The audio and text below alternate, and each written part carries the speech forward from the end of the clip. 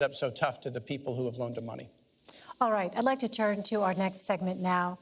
And in this, I'd like to focus on social issues. You have both been open about the role that faith has played in your lives.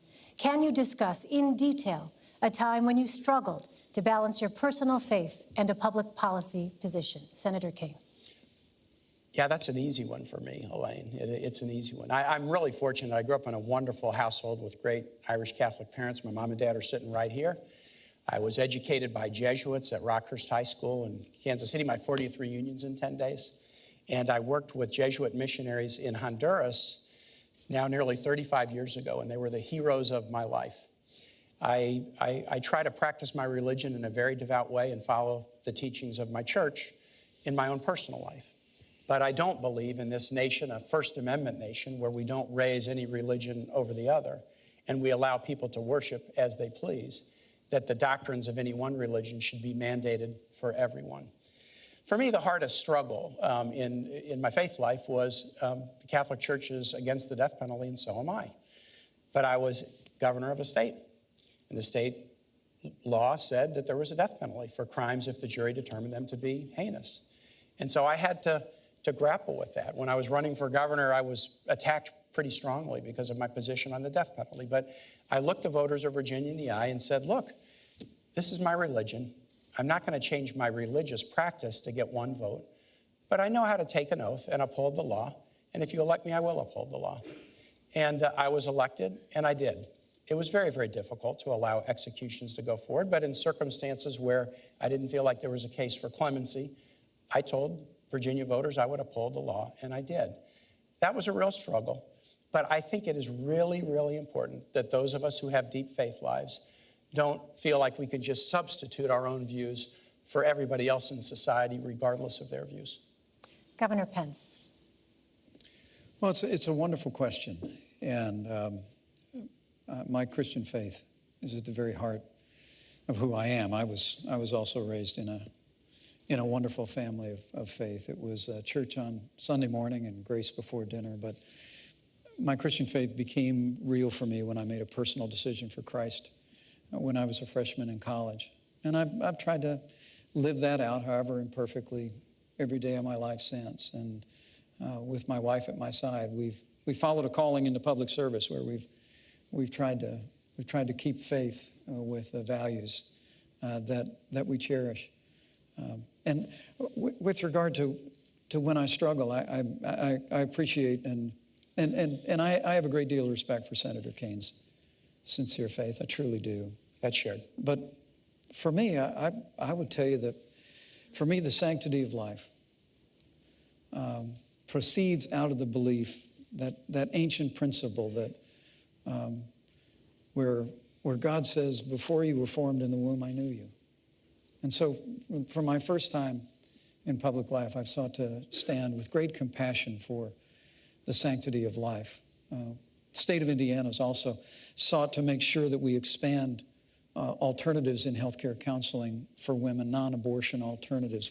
I'm also very pleased with the fact we're well on our way in Indiana to becoming the most pro-adoption state in America. I think if you're going to be pro-life, you should be pro-adoption.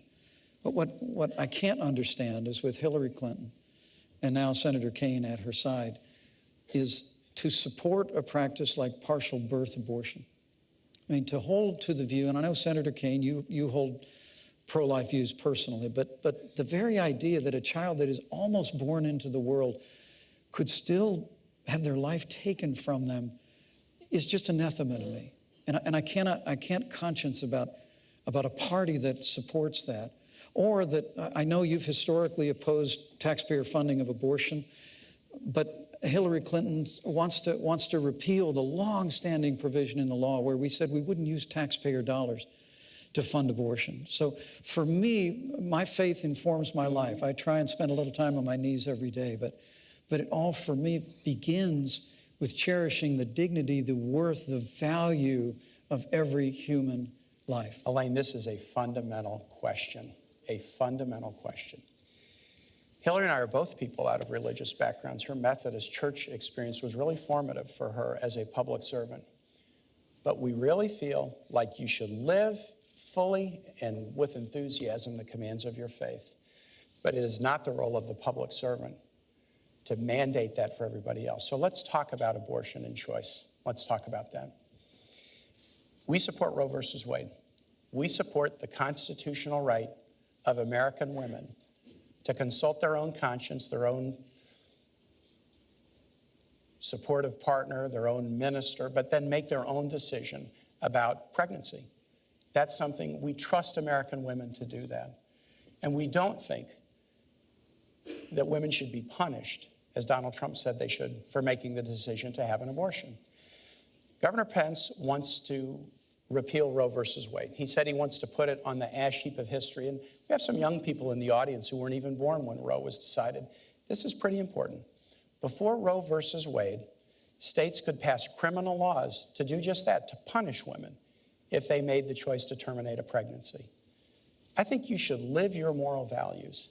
But the last thing, the very last thing that government should do is have laws that would punish women who make reproductive choices. And that is the fundamental difference between a Clinton-Kaine ticket and a Trump-Pence ticket that wants to punish women who make that choice. It's really not. Donald Trump and I would never support legislation that punished women who made the heartbreaking choice to end a pregnancy. Then why did Donald Trump say that? We just never would. Why did he say that? Well, look, he's not a polished politician like you and Hillary Clinton. And so, well, I would don't admit always that's not come a out exactly the way he means them. But I'm telling you what other policy of our administration would be. Great line from the Gospel of Matthew. From the fullness of the heart, the mouth speaks. Yeah. When Donald Trump says women should be punished, or Mexicans are rapists and criminals, I'm telling you. or John McCain's not a hero, he is showing you who he is. Senator, you whipped out that Mexican thing again. Look.